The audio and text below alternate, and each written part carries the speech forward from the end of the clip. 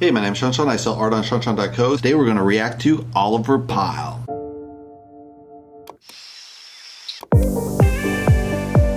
So looking at his YouTube, he has a nice landscape watercolor that exactly fits the banner, which is really nice. He doesn't have his name there, so it might be nice to add Oliver Pyle. I do landscapes, watercolors, or something. He has a landscape blog, which is just one link. I like to just do one link as well. And on his little logo, he has a picture of him, but really far out, like as a figure, so you can't see that. I can barely see it here on my PC, so on the phone it's going to be microscopic. So I would just ideally just bring it into the face, and that's all you need really for that. You can do a watercolor in the background, I think that works, but that's probably how you should probably do it. So the homepage just says uploads. He has nothing else. I don't know if he's done any playlists yet. He has 5 playlists. So probably I would do all 5 playlists on the homepage and then probably add popular uploads on top. So you can improve the homepage just a little bit on his YouTube channel. So let's get into the first video. It is called Painting Trees in Watercolor Part 1. Wow, it's going to be multiple parts. And it's already an hour. Painting trees. Quite possibly one of my absolute favourite things to do. In this tutorial, I'm going to show you how to paint trees in watercolour, and hopefully that'll give you the skills and the confidence that you need to paint them too. So I think he has a nice strong beginning, a headshot straight on the camera. He has a little bit of his art books in the background. He has kind of a display where he's going to be painting, and a little bit of his studio looks. He has a very clean studio with watercolor. One is watercolors in the background. That's really smart as well. Yeah, it's off to a good start, I think. Oh, the music is a little touch high, so I would lower the music a little bit on when you're speaking straight to the camera. When you're painting, it's fine, but you probably want a little bit lower volume, I would say, on the music. Come with me, let's get out into the landscape. Let's get some inspiration. So I like this. He's taking from a house. He goes out of studios, introduce, goes for a walk. I'm going to go a little bit further ahead. The way that they're structured, certainly at this time of the year, allows you to get a sense of depth into your work by looking through trees to the landscape beyond, so that you have overlapping elements within the painting. Really, really helps to create that illusion of 3 dimensions in your 2-dimensional painting. So I like that he's talking to the camera here, but he probably should have whatever shot he's looking at behind him and then talk about it from the frame of his mind, because he's talking about landscape that's offset, so you have no idea what he's looking at. So I like the idea of walking through the landscape. It really kind of builds up drama, attention to what he's going to be drawing. Let's scroll to where he actually start drawing. Simple shapes to develop and suggest areas of trees, individual trees, hedges, that type of thing. So what I'm going to do, I've got some blue mixed up here for the sky and so a sort of warm colour. Well, a lot of painting tutorials are like this. This is just a straight drop-down shot. You get the where he's painting, you got the paints mixing, so that's a really good viewpoint. A lot of painters use this in their tutorials. For the field. I'm not going to try and make a painting of this particular scene as such. I'm just going to pick elements from it and demonstrate the techniques. Okay, so let's get to a little bit here. A highlight colour for the sunlit side of the trees. But again, I don't want it too bright because we're in the distance here. And it needs to be quite thick and creamy because it's got to hold its position when we put it into that wet wash. Wash. Running totally out of control. Gotta love the accent. It's just a little touch accent, just to barely. What you'll notice in the distance, and this is a really important tip when painting trees, and certainly distant trees, is that the shadow side of a tree is not a darker version of the highlighted side, which you would expect it to be. If you paint it like that, it just jumps forward too much. Paint it grey. If you paint it grey, of a similar tonal consistency to the highlight side, then it's going to look distant. So let's scroll ahead a little bit. They are a lot darker at the bottom, but still they're in the distance, so you just don't want to go too dark, because once you've gone too dark in watercolour, that's it. You've had it. You can't lighten it up very easily at all without making a bit of a mess. And so just drop in a suggestion of where the bottom of this bank of trees is going to come. I'm going to skip ahead a little bit here. Suggestion here and there is all you need. And again, it's still damp, so none of this is crisp or hard-edged. It has a soft look to it, which is exactly what you want in the background. Yeah, it's very nice for a background. You can see from this painting that I did of Cleve Common that when you go really far into the distance, the trees, individual trees, woodlands. I gotta say, man, the detail work on the bricks up front, the rocks, is just amazing. Like, that's watercolor, dude. That looks like a normal, like, acrylic painting. That background you can tell is a watercolor. It has a beautiful, super abstract, like, just very slight wash, especially with the trees. It's a suggestion of trees, but then those branches are really, like, really tight. Very, very crisp. And then he has this very blurry trees in the background. It's just very beautiful aspects of watercolor that he's pulling together. It's a really nice zoom effect with a very slow zoom. Gets you more like you're into the landscape. Tell them that. And this is often where people struggle with painting trees, by putting... Yeah, look at the detail on the fence on this. It's just amazing. It's just very little tiny elements that just might like pop a little bit of brick here and there out of that fence, but it's really just a suggestive fence, and then he's tightened it up. But a lot of this is like really loose in the background. It's very, very beautiful, like watercolor, where it's just washes and then really tight detail up front. I'm gonna skip ahead a little bit here. Up into the tree, or two. There could be several little trees growing here, and that's all you need to do. But before the bottom of that trunk dries, take a shadow colour. You want to blur out the bottom, probably. Or green, or whatever this tree is growing out of. So let's just have a bit of green. Yeah, green's logical. And then what I want you to do is just paint a stroke underneath it that hits the bottom of those trunks. What happens is it softens them. Yep. It allows the tree to look as though it has grown up out of the landscape as opposed to having been stuck on it, because that is a problem that I see all the time in paintings. That's a really great tip. Let's skip ahead a little bit more. You never know. I mean, spoil yourself sometimes. Put in a fence post. Okay? Straight away, within a minute or so, you've created this rather nice little landscape. So let's go back to our image that we've been working from. And we'll put a tree, or a couple of trees, not dissimilar to this, on top of our background trees.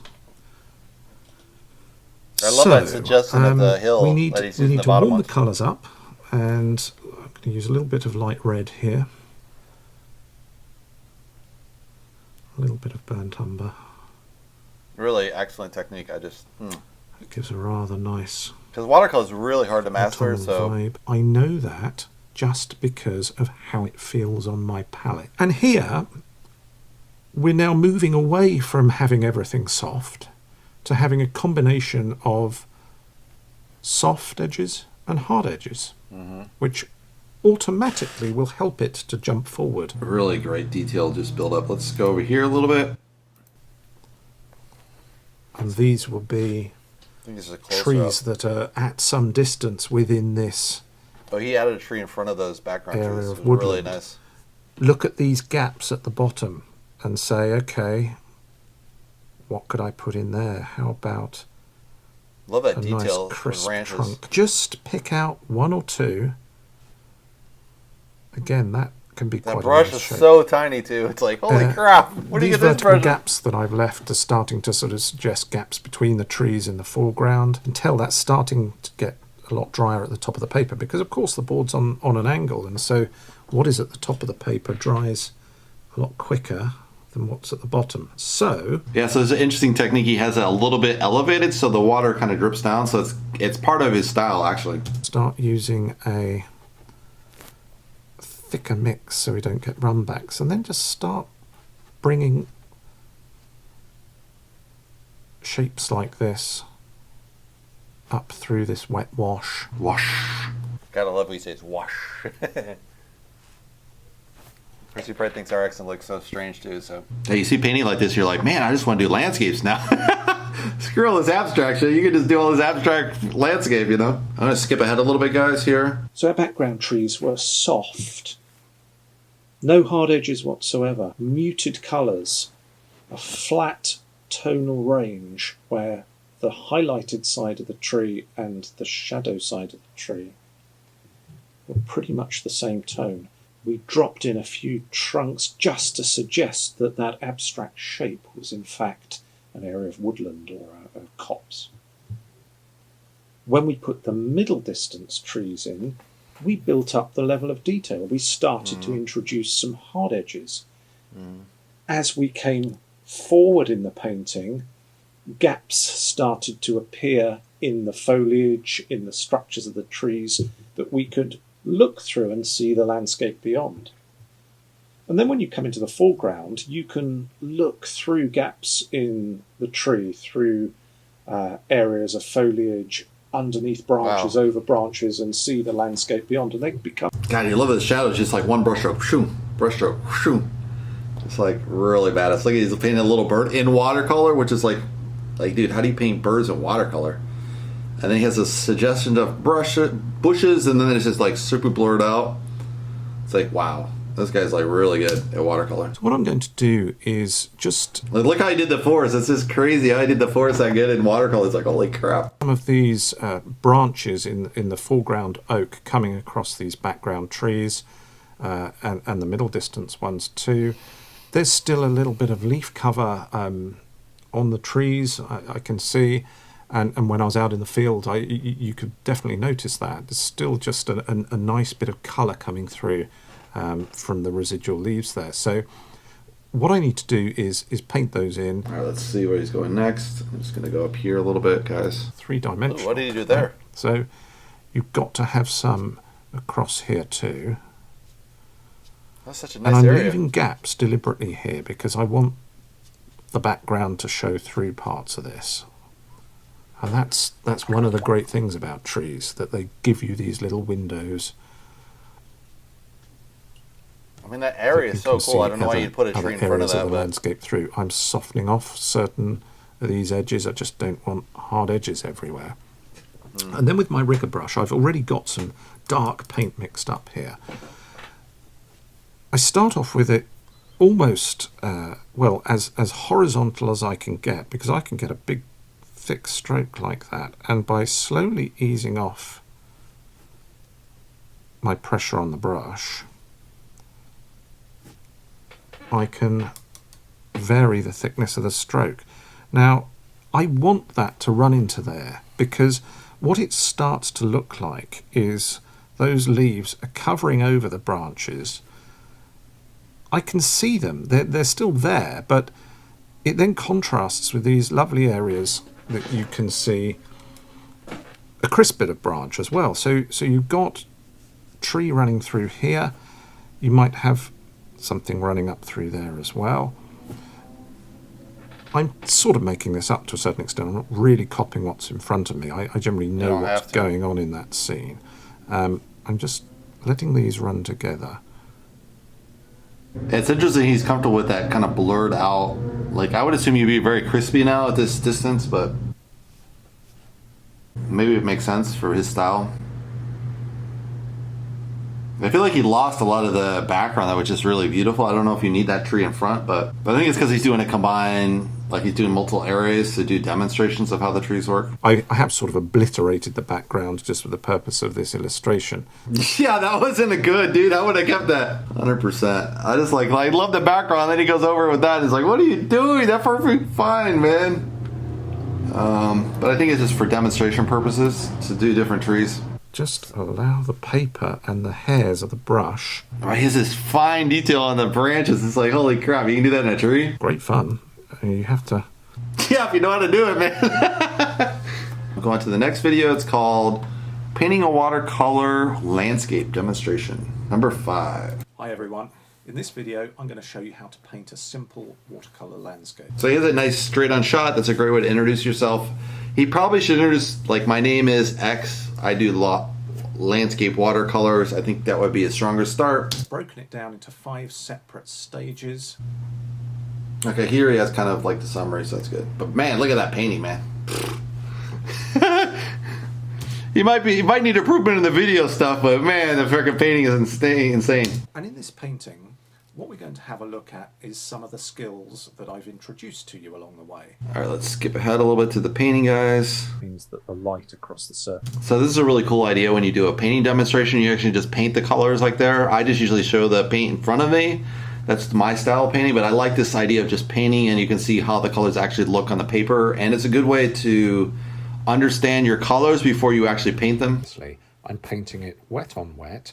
Mix your colours first, then wet the paper, because I've never wet the paper. it might take you a while to arrive at exactly the right colour that you want. And you don't That makes want sense. the area that you wet to become dry. So Yep. just get used to doing it in that order. Makes I've sense. put a little arrow on the board here. It just shows us and reminds us that light is coming from the right-hand side. So I'm going to want a bright sky here. I don't know if I would show the finished painting there at the top, but An area like this with the board flat. The reason for that is all And the he's colours taped it off run too. together and I want them to largely stay in the place that I've put them. If I have the board at a slight angle, they will tend to run down the paper towards me a little bit. Yep. I mean, that's okay, but I just find it easier doing it this way. yeah, there's one error in the video is he's have it on automatic focus. I would just focus straight on the paper, lock it to manual, and then you won't have this kind of in and out that he's finding in the focus. Pick up some yellow ochre. Don't worry about the fact that this might look a bit too bright and a bit too strong as you put it on, because one of the other things that I mentioned to you, and it's important to remember this, watercolour dries a lot lighter. Now pick up some of the grey colour. Just put a little bit in the yellow so it's not too abrupt a transition. Now we'll go a bit more grey. You see, I'm just allowing the paint to run together here. It's interesting because the finished product looks so good, and then you see this, it just looks like not much. I'll just warm it up a little bit with the shadow colour. Let me tone it down. Most of that in the top left-hand corner. I wonder if he's going to do that into the lake too. More as it comes down towards the horizon, as is blend some of that yellow through. So it's super neutral. All right, let me scroll ahead a little bit here, guys. I need the sound. I'm coming down still into the top of the headland that I leave highlight area here. All right, let's skip ahead a little bit, guys. Significantly darker than what I'm about to paint, so I will be able to paint over the top, but I'll show you a way that we can just soften that. Just remember, as you're painting, That's abrupt. Like it dries way lighter, but it's like super dark. there's absolutely no prizes whatsoever for painting this area dry. It's quite an extensive area. One of the ways that I can just soften that is to take most of the paint out of my brush and just run some dry brush into these areas. So this grey just helps to break things up a little bit, make sure that the area here is not all the same. Now I'm going to make the mix quite a bit more watery because it's getting paler as it comes in towards the shore here. Okay, let's skip ahead a little bit, guys. Let's get some really amazing stuff here. Out, get rid of almost all the water on it. It's amazing how much lighter that dried after doing it earlier. I think it's with just a wet brush on top of that, so it softens it. Of these shadows, just so they're not quite so abrupt. And now this is starting to dry, I'm going to take my rigger and drop in some of this darker colour. I'm doing it as this is drying up, It's a really long brush there, guys. so it's all soft edged. Because I've seen it for pinstriping, but I've never seen it this type of painting. One of my absolute favourites. But he's getting a really nice edge on this. I'm using the rigger here just because it reduces the amount of paint that I pick up on the brush. Let's get some really good technique here. Let's go ahead, guys, over here. We're going to need a good amount of paint. We're painting quite dark. I'll show you how to do it. So the next step is to paint this whole area. I like how he's mixing it up with kind of painting, and then he has a talk straight to the camera, and then painting, and then straight to the camera. It's kind of a nice breakup in the video. This is very dark. It's the darkest part of the painting. Yeah, I think I would have done a picture of whatever he's painting on top, and then leave this as the painting as you're going along. You need this area to be dark. It's really... Okay, let's get up here a little bit, guys. Let's skip ahead just so it's a little bit faster. I like that it's real time because you're really going to learn how to paint versus if it's time lapse, you're not going to know. Anyway, the clip is off in the distance, homeboy. What are you doing? Oh, Slight reflection. that's some slick shit, man. Wow. That's how you do it. That's how you do the reflection watercolor. Okay, bro. I don't want to do too much of this. Now I'll pick up the rigger. I'll just touch some of this. Let's go into the next video, guys. The next one is called Watercolor Equipment Introduction for Beginners. Morning, folks. If you're new to watercolor painting, I'm going to show you in this video the basic equipment that you need to get started. So he has a nice snappy introduction. He should introduce himself as a person, like who is he, because as I said in my last video, probably 95% of your viewers are going to be brand new viewers and going to be like, okay, that's a great, I know it's about watercolor, but you don't know who his name is, so you want to repeat your name every video so it starts to kind of burn into people's mind, like who is this person? But obviously fantastic painter, so... In the last tutorial, I showed you the properties of watercolor, how it behaves and what makes it a little bit different from other media. I think that like painting introduction he does afterwards, I'd probably do that at the very front. I think that'd be a nice way to start it, but just a little preference on how you organize the cutting. All right, let's go with the equipment. Buy watercolor paint in tubes like this, and the paint is quite soft. It's very, very easy to pick up on your brush. But sometimes it can be a little bit more difficult to control, particularly if you're not used to using it. So upsides and downsides. Or you can buy watercolor in pans. The classic pans. The paint is a slightly different consistency. It is harder. However, it's very easy to use just simply by re-wetting the pans. Some might say that working with pans is no good really, because you spend too much time scrubbing around trying to activate the paint when you need to be responding very quickly to what you're doing while you're painting. However, as you're learning to paint watercolor, that speed of color mixing is something that's still a way off. And so learning how to paint with watercolor pans, I think, is a very good idea. There's absolutely no reason why you can't make beautiful paintings with watercolor pans. Yeah, in general, usually you just get your cheapest artist quality. That's what I would recommend, because you can get pretty good artist quality and just get the best kind of brand names that are at the kind of beginner level. There's obviously really expensive versions, but I don't think you necessarily need the super expensive paint. You just need artist quality. That's my take on it. Skip ahead a little bit. I've wet my brush, put a bit of water on the palette, and let's start off with some ultramarine blue. We got a lot of blue, baby.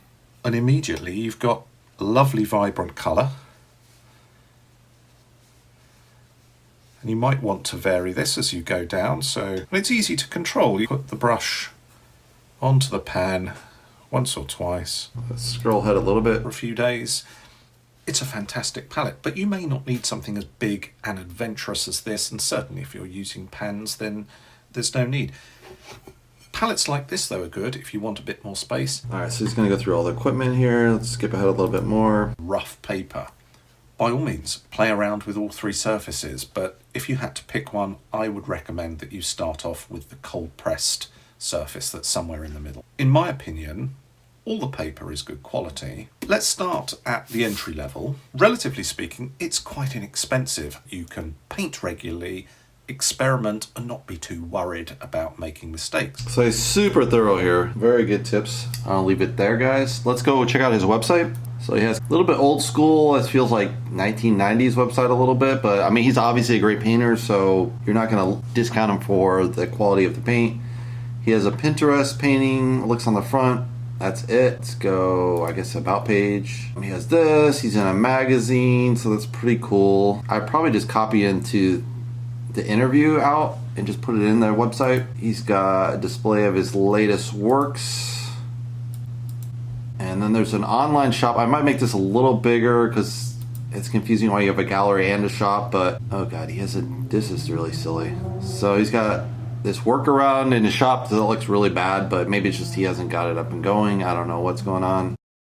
So this is really weird. I don't know why you would have two websites. This is called Arland, and he used to be an Oliver Pyle online store. Maybe that one wasn't working as well. So this actually has kind of, you can buy it and everything, versus the old one probably sucks, so he probably got rid of it. But he's got these two websites, so that's highly confusing, very not ideal. Probably should just transition to the other website. Just pull the plug on this Oliver Pyle version. But the other one is just called ourlandscape.co, which is really weird because it's not the artist name, so that's not the strongest. I guess this is his new website. I'm not sure why he got rid of Oliver Pyle. Oliver Pyle's his name, so I would just stick with your name. It's just way stronger branding, I think. He definitely has the shop here, but it's kind of weird. Like, this is kind of half in between these two versions of websites. I don't know why he didn't keep the same name. Oliver Pyle is just, Our Landscape is a little generic. I mean, if you're doing all landscape painting for like landscape painting gallery, it makes sense. But if your name is Oliver Pyle, I mean, the only thing that makes sense is oliverpyle.com or Oliver Pyle or Oliver Pyle Painting, something like that. So here he has a nice website on here. So this is cool. He's putting one of his YouTube videos up. So I think he's just in between websites. Definitely merge these two sites. It's not a good look. It looks like you don't know what you're doing as an artist.